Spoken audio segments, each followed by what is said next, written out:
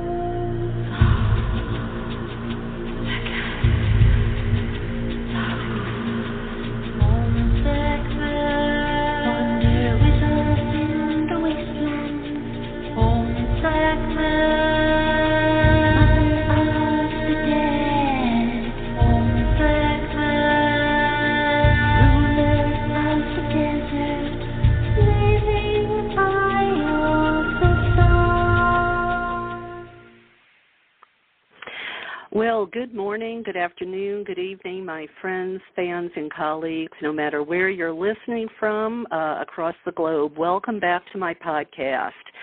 And I regret to tell you we are having some sort of technical issues this morning. I know Riane has been trying to connect to the show for the last 10 minutes, and for some reason we can't get her connected to the switchboard. If she hears this, I would ask her to maybe try to call back on a different phone, and we will try to wait for her to do that.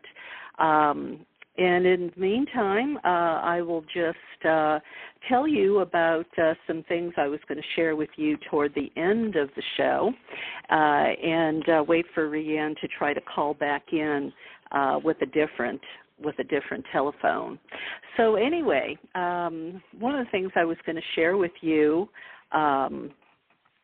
later on in the show was an article from Archival News, and that is in Turkey. In the Gedikaya Cave, a stone figure was actually discovered recently. It was discovered in a 16,500-year-old votive pit. It's from the Epi-Paleolithic period, and what it was is a stylized example of an Anatolian mother goddess. They showed a picture. It looked a bit vague. The features weren't distinct. But another Anatolian mother goddess found. Okay, I think Riane is calling back in on a different line here, so let's see if we can get her connected. Okay, hey Riane, is that you? It is certainly me trying to get in. Okay, I'm really sorry. I don't know what it was with that other phone number, but the studio, I don't know, whatever the technicality was, it didn't recognize that phone number. So thank you for calling back on a different line. I really appreciate it. Well, no problem, and I'm delighted that you suggested that, because I'm now calling you on my cell rather than my landline. Okay, thank you, and I'm sorry for any inconvenience that might that caused you. Thank you for hanging in there with us. So I just want to say to friends and fans of yours out there, it's my honor and guilty pleasure to be chatting with the woman who changed the trajectory of my life. I probably have told you before, when I read your book, Chalice and the Blade, back in the 90s, it was transformational to me, and I'm looking forward to chatting with you today about your new book, Nurturing Our Humanity. But before we start, Riane, I want to read your bio for maybe new listeners so that they know about your incredible accomplishments, and then maybe we can jump into the interview questions if that's okay with you. That's just fine. Okay, thank you so much. To be with you.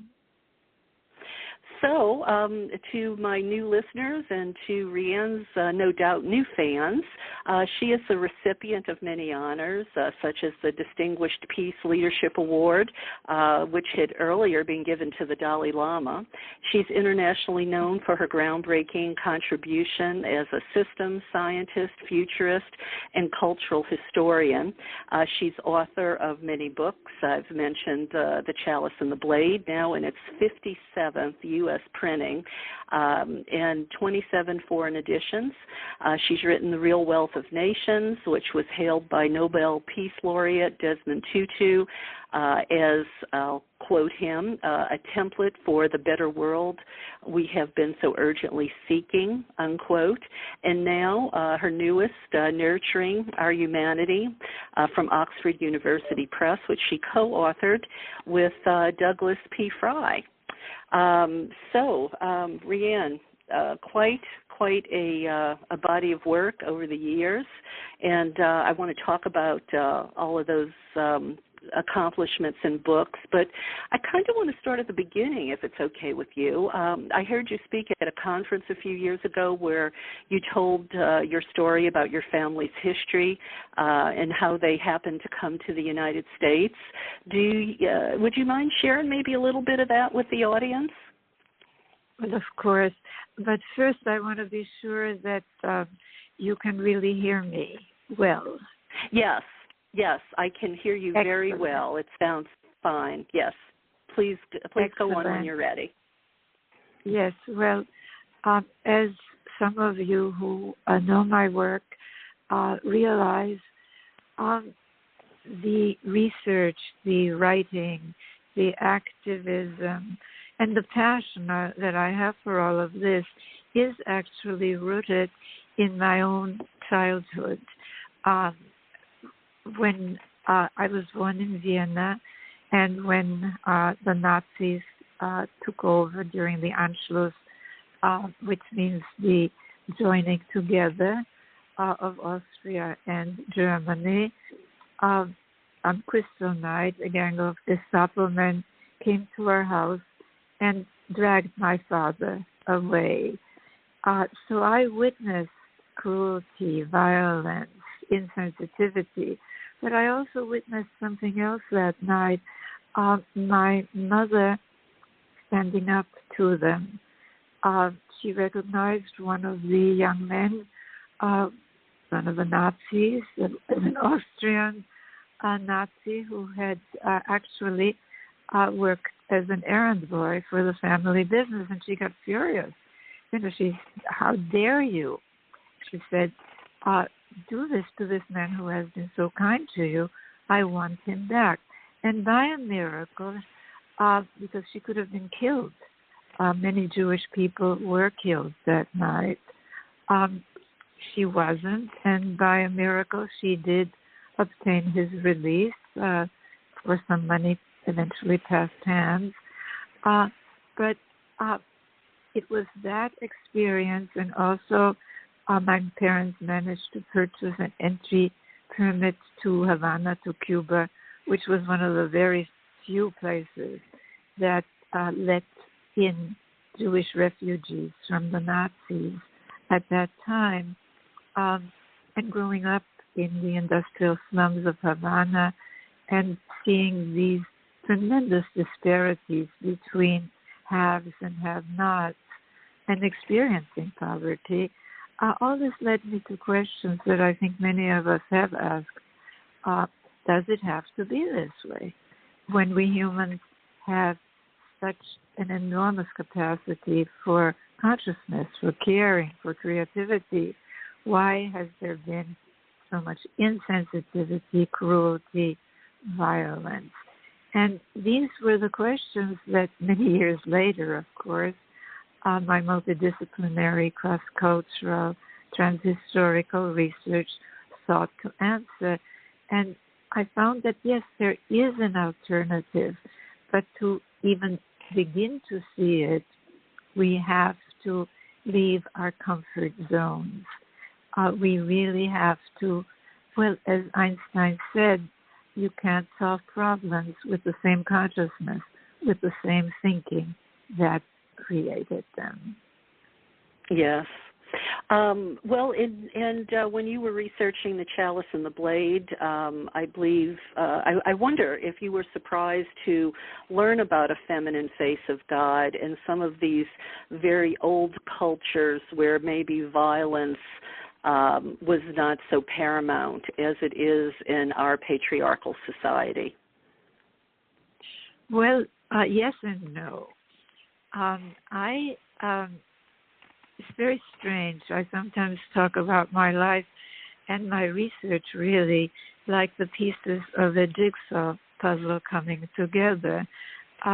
Because already in Cuba, for some reason, the one class that had an impact on me was on prehistory. I was just fascinated. I mean, not that it had any of the evidence that is really coming to the fore today, enormous amounts of evidence from archaeology, from anthropology, from even DNA studies verifying these findings, as you said, that there were earlier cultures that were not so violent, where violence was not idealized, that had more equality, not only more peace, and yes, where there was gender balance, and where actually the divine was conceptualized in many forms, but certainly these so-called Venus figurines, starting way back in the old Stone Age, 30,000 years ago, faceless figures with very prominent breasts, prominent vulva, sometimes pregnant. I mean, these were not just dolls or some weird form of pornography, like some of the earlier scholars who saw them through this lens, of what I call the domination system, wrote. These were, as you said, feminine depictions of the divine. So when you wrote Chalice and the Blade, I'm just curious, did you get any pushback for this alternative history? Because I don't think the mainstream knew a lot about that then, and maybe even a lot of the mainstream doesn't know about that now. Did you encounter pushback with Chalice and the Blade? Oh, definitely. But I also encountered a tremendous amount of enthusiasm. And, well, as you said, Karen, people reporting that this book has changed people's lives. And what we're talking about really is a different paradigm. What we're talking is not right versus left, religious versus secular, Eastern versus Western, none of which, there have been violent, repressive, oppressive regimes in every one of these so-called different categories. They fragment our consciousness, if only because they ignore or marginalize nothing less than the majority of humanity, women and children. And when you do that, obviously you don't see the whole picture, and so you cannot connect the dots. And that's what this work does. It connects the dots, and it shows that, yes, there is a connection. And nurturing our humanity, of course, draws a lot from biological science, including neuroscience, verifying this connection, because what we know today is that from neuroscience, that what children observe or experience in the first years of their lives impacts nothing less than how our brains develop, the structure of our brains, and hence how we think, how we feel, how we act, how we vote.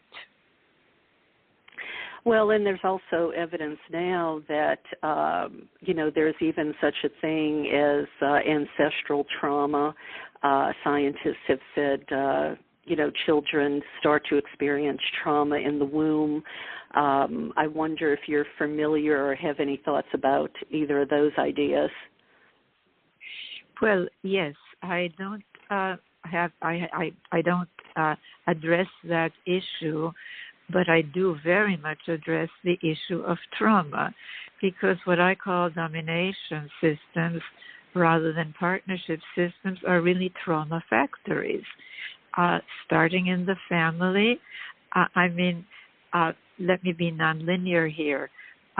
Regimes such as Putin in Russia, which are, strongman rule, rigidly male-dominated, very violent, the brutal invasion of Ukraine, for example.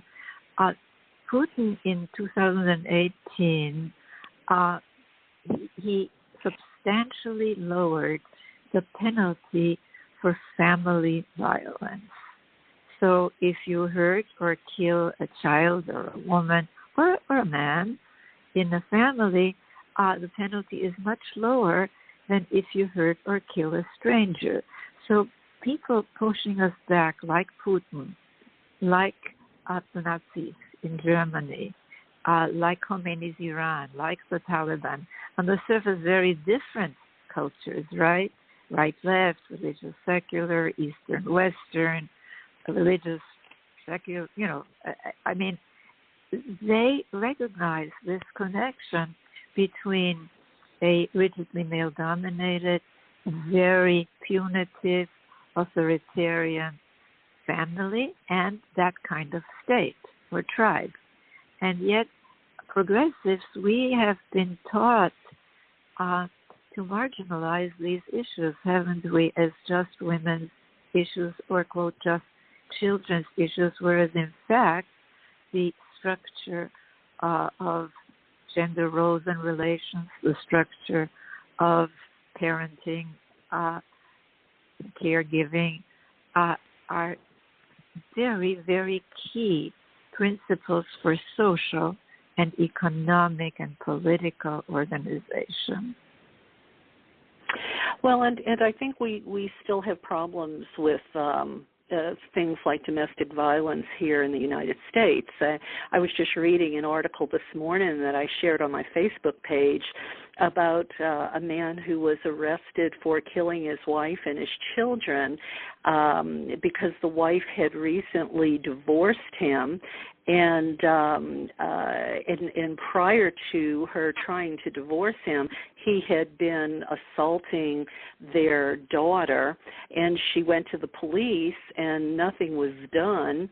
And it seems like the police don't do anything until some atrocity has been committed. It's as if there's no protection in the family unit when the patriarch of the family goes berserk.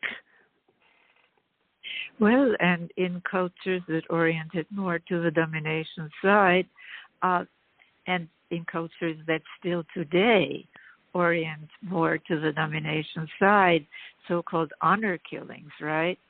The people are praised for killing a wife or a daughter who, quote, dishonors the male head of household. I mean, this is absolute nonsense. It's terrible, terrible stuff. And it's slowly beginning to change in the United States, but as you said, in some places it isn't yet. Yeah. Well, granted, we have a long way to go before we reach this place, this new normal that we all would like it to be. But in Chalice and the Blade, you talked about humanity being at an evolutionary crossroad. Can you talk about that a little bit? Maybe some hope there. Where do you think we are in that evolution? Well, if we look at the struggle for our future not in terms of these old categories which really fragment our consciousness, right, left, religious, secular, Eastern, Western, Northern, Southern, capitalist, socialist. A colleague of mine calls these categories weapons of mass distraction, because they really, as I said, fragment our consciousness. If we look at it in terms of the struggle between those trying to push us back to the configuration of top-down strongman rule in both the family and the state, more use of violence to maintain these rankings of be it man over woman, man over man, race over race, all these ugly isms, anti-Semitism, racism, etc. What we see is that the struggle is really between those who get the connections and those of us who want to create a better future, what I call a partnership organization.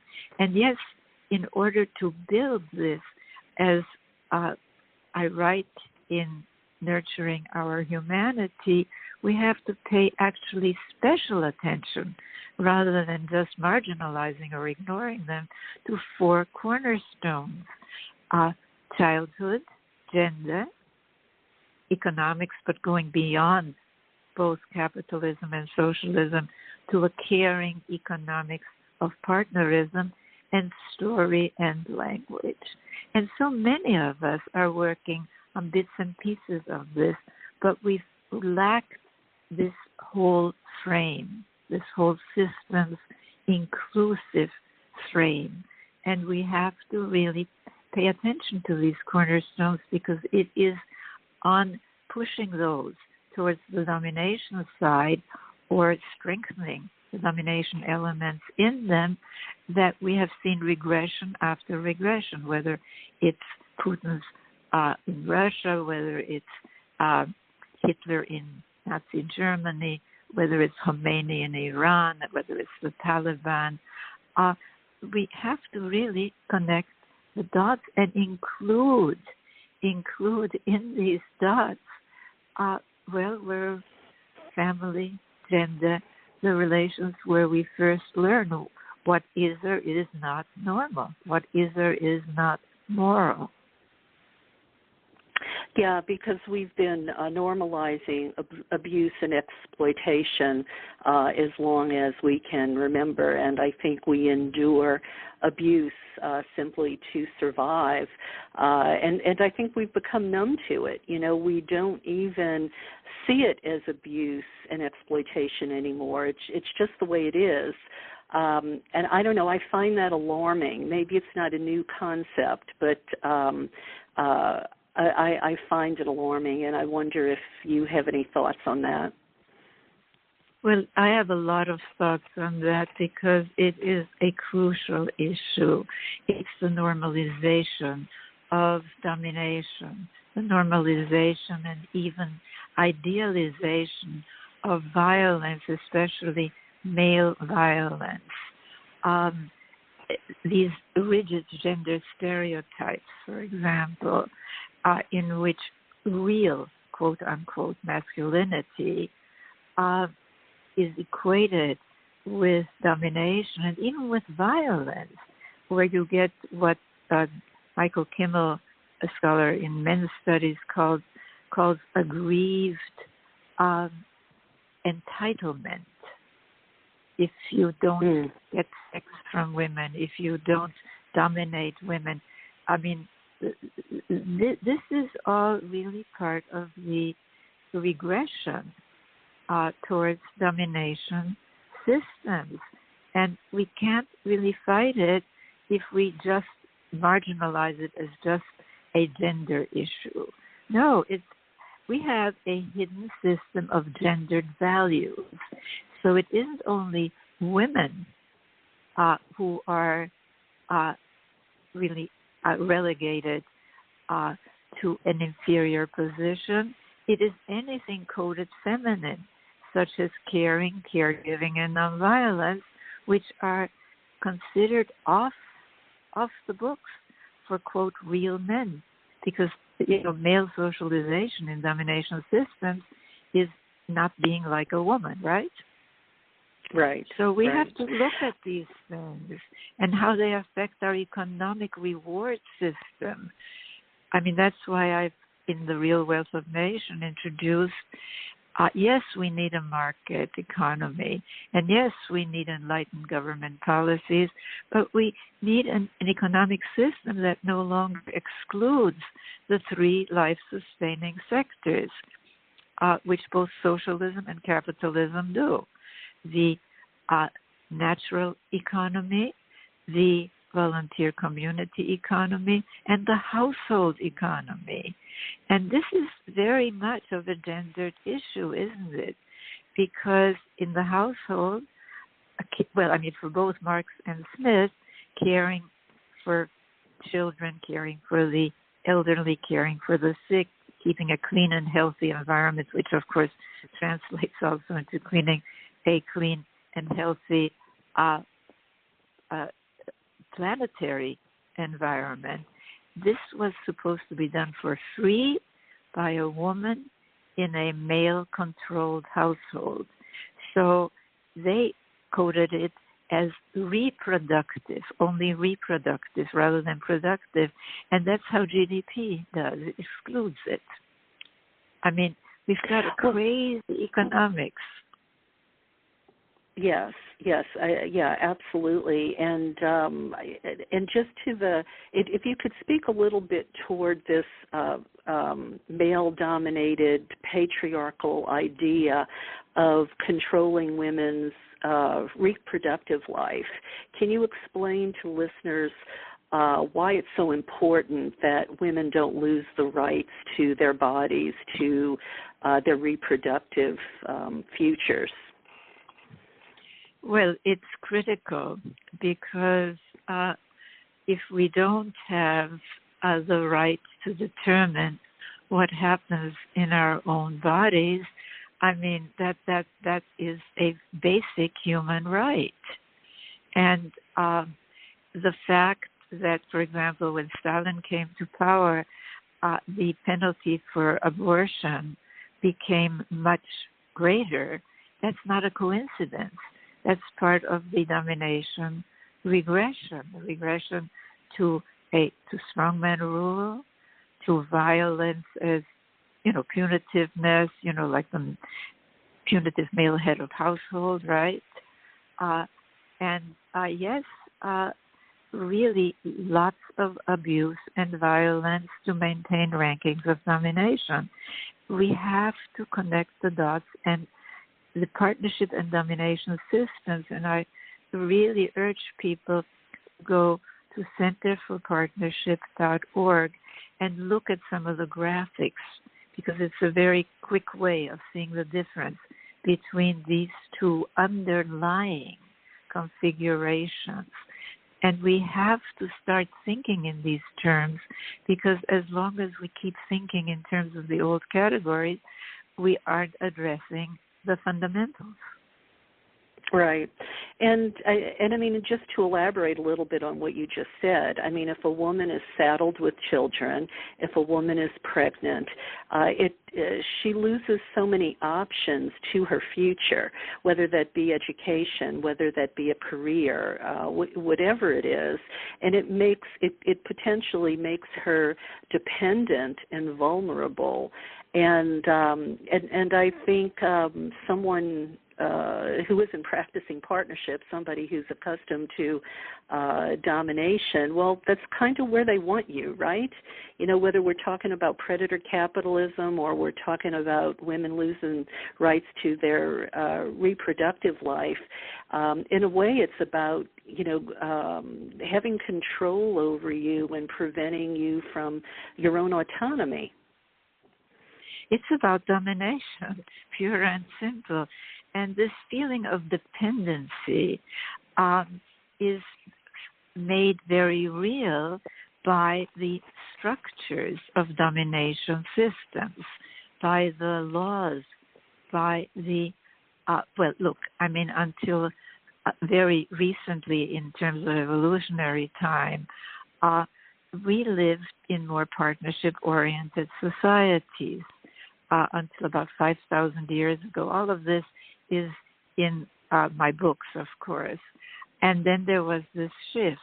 But with this shift came not only changes in values, changes in how we value, what do we really value, changes in economics, changes in, we have a system of domination economics, whether it's a Chinese emperor or whether it's an Arab sheik or whether it's trickle-down economics. It's like in feudal times, those on the bottom are dependent, right? And they are really socialized to be tapping from the opulent tables of those on top. That's what trickle-down economics is really about. It's part of our socialization for dependency.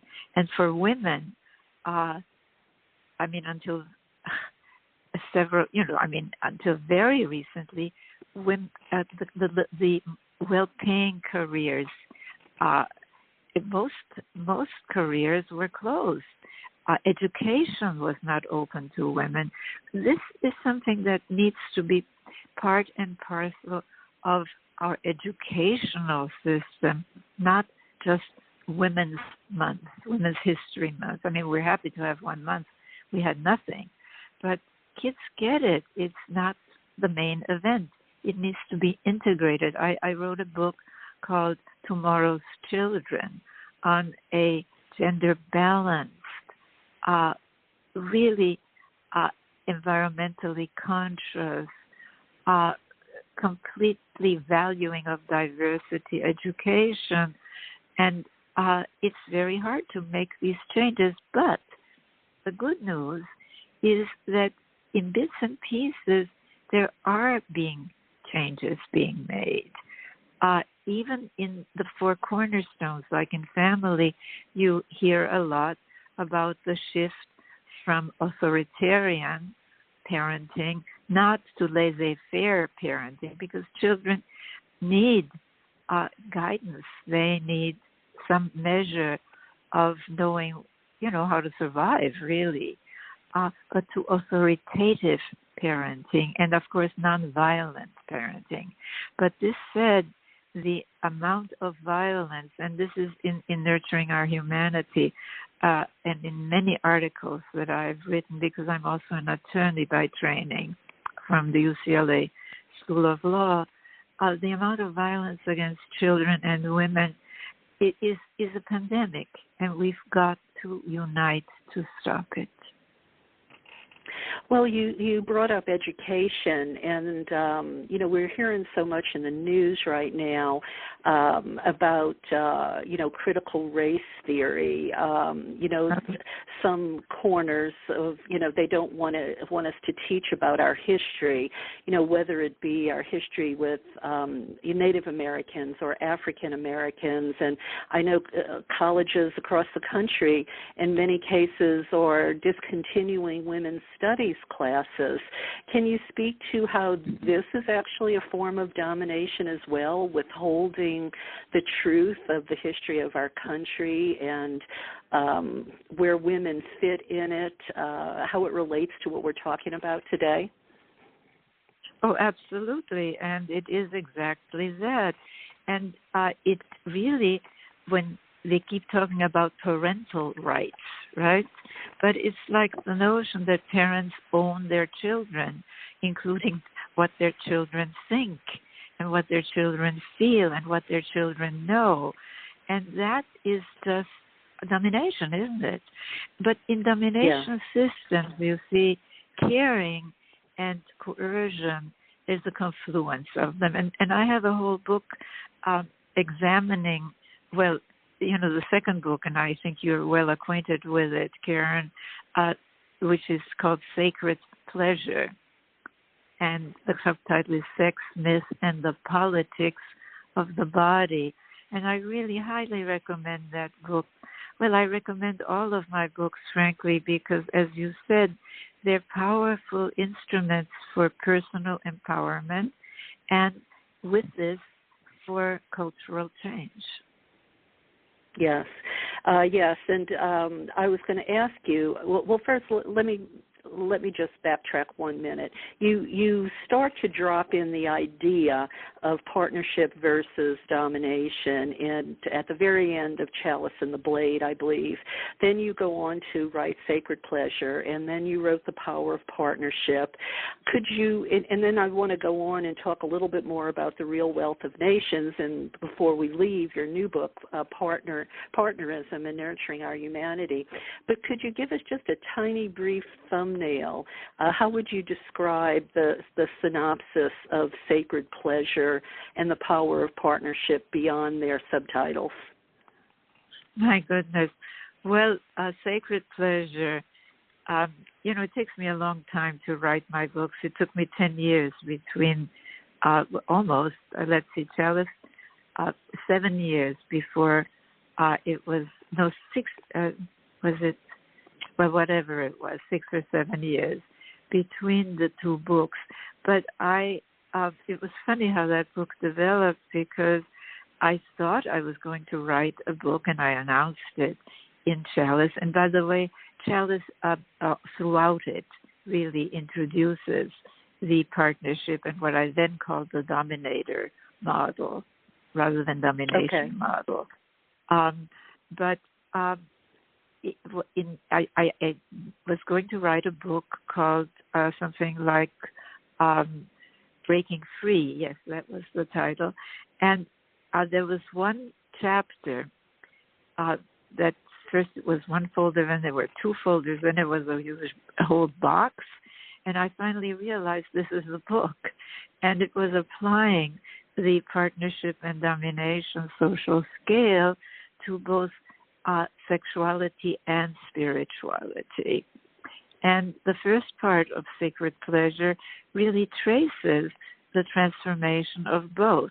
And it's fascinating. I mean, from the goddess Bridget, for example, you go to Saint Bridget, and that's already a big deal, because in other contexts you have a sex change, where a former female deity becomes a male saint. I mean, it's a really fascinating book, and that's the first part. And it deals with the sacred marriage and how it became the marriage in Catholicism between the church and a male. It became a homosexual marriage, I mean, in a homophobic church. I mean, the whole thing. It's a crazy system, but we're so used to it. It has been so normalized that we just accept so much it. cognitive disconnect that we just accept as normal. That is correct. But this is a way, then the second part, of course, applies to what's happening right now. And that really foreshadows books like The Power of Partnership, for example, which is kind of a self-help book. In fact, it won the Nautilus Award as the best self-help book of that year. But unlike most self-help books, it doesn't just deal with how we relate to ourselves, our intimate relations, at most our work, and our community relations. It goes to our national relations, our international relations, our relations with nature, our spiritual relations, because they're very different. And it's kind of like a workbook, and a lot of people have used this book in workshops, in classes, which I'm very grateful for. And of course, The Real Wealth of Nations applies this partnership domination scale to economics. And we have inherited, and it's interesting because people are trying to sort of put add-ons to a fundamentally imbalanced system that simply excludes as just reproductive the three life-sustaining sectors: the natural economy, the volunteer community economy, and the household economy. And yes, that's perpetuated by GDP, by our metrics. We are at the Center for Partnership Systems developing a social wealth index, which shows the economic value of the work of caring for people starting at birth and caring for our natural life support systems. That is not part of the metrics that we're using, and it needs to be. Yes, yes. Well, and I would certainly recommend anyone go to your website and learn about the Partnership Society. I so enjoyed the classes that they give there. I'm a Power of Partnership presenter, and also, can talk about caring economics as well. And it's almost an oxymoron, isn't it? The idea of caring economics, the way we've come to think about economics. Well, once you articulate these things, they seem perfectly obvious. But the problem is that they are not articulated. They're not part of a conventional studies of society, which, if you haven't noticed, really focus on what I call the top of the domination pyramid: politics, economics, education to some extent, religion.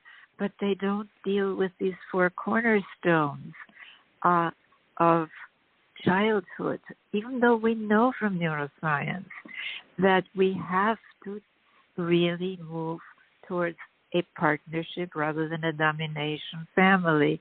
And we have some really good resources for that. First of all, we have the Caring and Connected Parenting Guide, a short document on our website. We also have a wonderful article in our journal, which is at the University of Minnesota, the Interdisciplinary Journal of Partnership Systems, which is, as I said, at the University of Minnesota. But we need to really normalize these. And we need the media, we need education, and every one of us can. The first thing is changing our own consciousness. And then the next step is using our spheres of influence to change the consciousness of others. And then the next step is really interventions, supporting some of the work that we're doing at the Center for Partnership Systems, such as the Partnership Technology Toolkit, getting it out there, because technology, AI, my gosh, I mean, that's a whole new world. And if it's guided by an ethos of domination, we've had it. Yeah. Well, let's get to the new book. And, I know we've, in a way, probably covered certain aspects of it, but the new book, Partnerism, Nurturing Our Humanity, you talk about partnerism. Is that different at all from partnership, or is it just a new way to say it? Partnerism is actually introduced in the Real Wealth of Nations. It is an economic system that, unlike both capitalism and socialism, values and rewards the most fundamental human work: caring for people starting at birth and caring for our natural life support systems. Nurturing Our Humanity is quite different from my prior books because it draws so very heavily from biological science. Already in earlier books, I begin to bring in some of it, but this book draws very heavily from neuroscience, and it shows, for example, that this whole argument about nature and nurture, it's another red herring, because we know from neuroscience that the real issue is gene expression, and how that happens is an interactive process, especially during the first 5 years, between our genes and our environment. And for humans, of course, that environment is mainly cultural, isn't it? I mean, so, but if we're stuck in the old categories of right, left, religious, secular, Eastern, Western, Northern, Southern, we don't see the connections. So, right.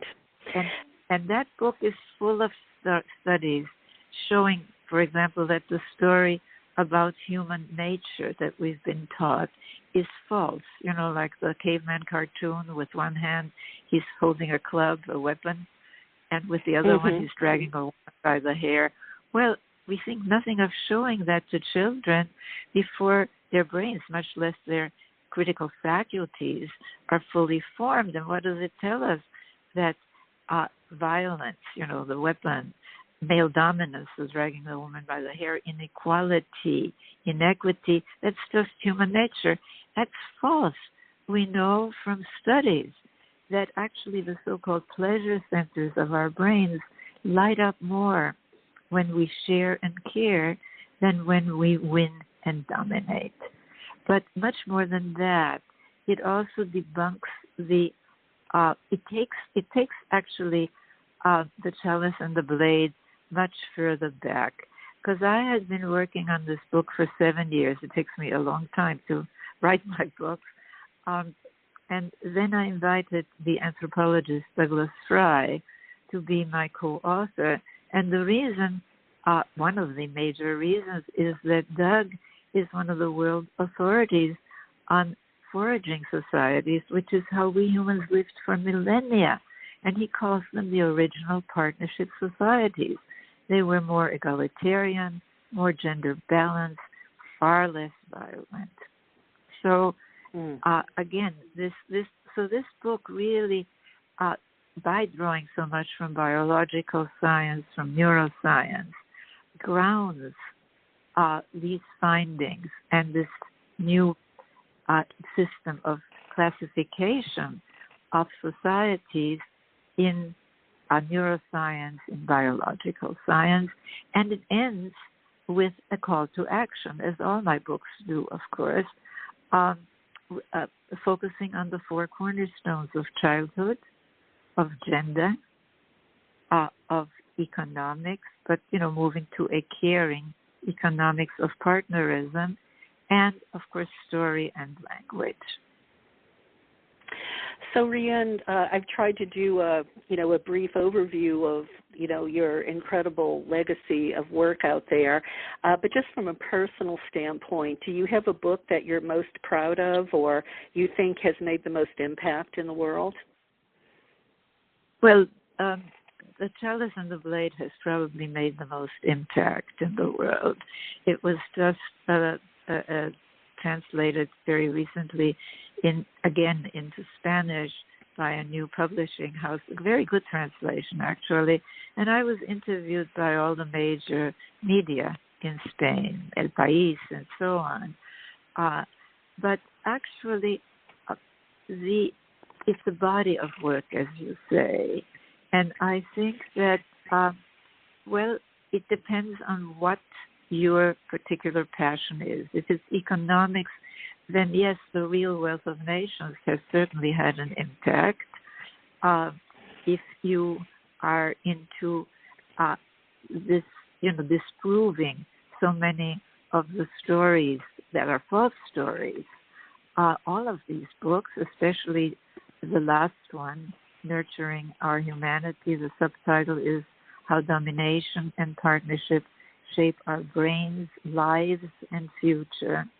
They're all important. If, like you do classes, you do workshops, then the power of partnership is an excellent research. If you're an educator, I will be teaching a course through the Montessori Foundation, and you can ask.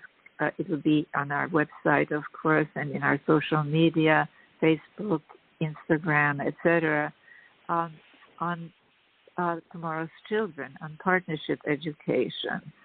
But they're all attempts, and it depends on what your sphere of interest, your passion, and yes, your networks are, where you can make the most difference.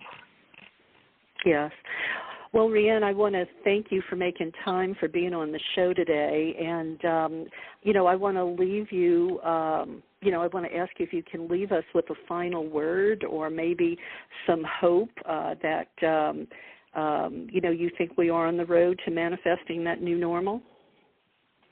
Well, look, cultures are human creations. Every one of us can play a role in shifting our cultures from domination to partnership, and it's beginning to happen in bits and pieces, but we need the frame. Yeah, and it may sometimes be, one step forward and two steps back, or maybe it feels that way, but we have to be tenacious.